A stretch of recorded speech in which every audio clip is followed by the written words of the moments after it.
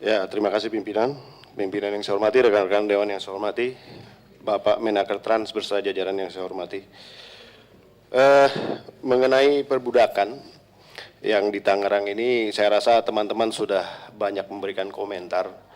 Namun perlu saya ingatkan kembali, ini kembali kepada masalah pengawasan.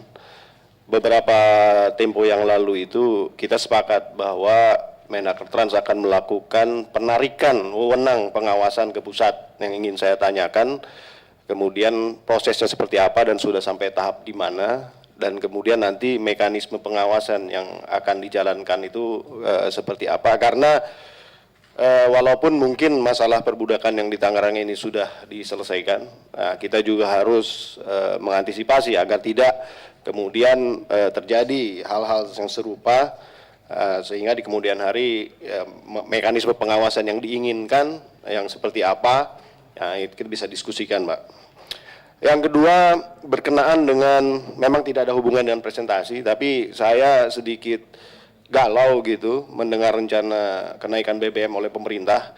Saya meminta secara khusus kepada Kemnaker Trans agar sebelum terjadinya kenaikan ataupun tidak terjadi kenaikan, paling tidak masalah UMP ataupun UMK itu sudah selesai semua, dikarenakan jangan kemudian para buruh ataupun para pekerja ini sudah jatuh tertimpa tangga pula begitu.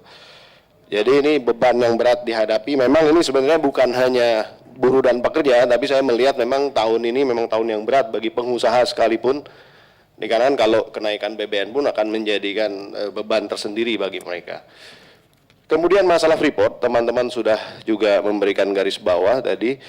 Saya ingin menanyakan, apakah benar seorang Menaker Trans dan seorang Menteri SDM itu ditolak oleh Freeport pada saat berkunjung ke sana? Kalau memang benar adanya, ini menurut saya Freeport sudah keterlaluan. Ini adalah merupakan suatu pelecehan kepada Negara Kesatuan Republik Indonesia dan Kedaulatan Republik Indonesia. Oleh karena itu, sebagai wakil daripada Presiden, menteri-menteri ini seharusnya Presiden segera bertindak dan memberikan sanksi khusus kepada Freeport.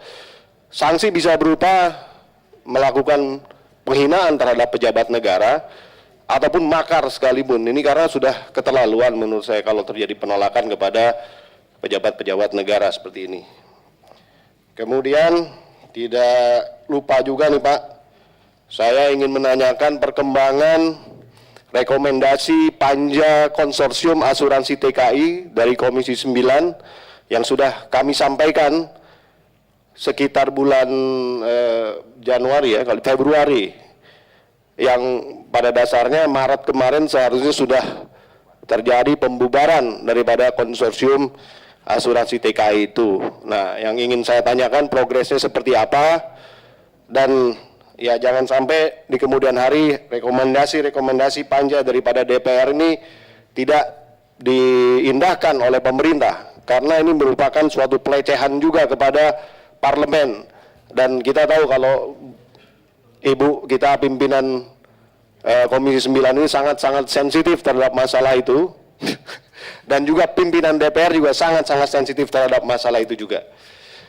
Yang terakhir mungkin saya ingin menanyakan, saya mendapatkan laporan ada sekitar 300-an TKI di Saudi Arabia yang sekarang tidak jelas data-data, maksudnya keberadaannya. Data-datanya kami sudah dapat dan kami sudah melayangkan surat kepada Kementerian Bapak dan juga kepada BNP 2 TKI. Mohon untuk kira-kira nanti apakah mungkin Bapak sudah terima juga pengaduan yang sama. Nah, mohon juga nanti tolong dilihat keberadaan mereka seperti apa, dan mengingat adanya kebijakan daripada pemerintah Saudi Arabia mengenai adanya semacam pemutihan di sana, apa sebetulnya langkah-langkah daripada Kemnaker Trans dan mungkin juga nanti BNP 2 TKI dalam konteks menangani masalah para TKI yang terlunta-lunta ini. Terima kasih, demikian saja Pak. Terima kasih.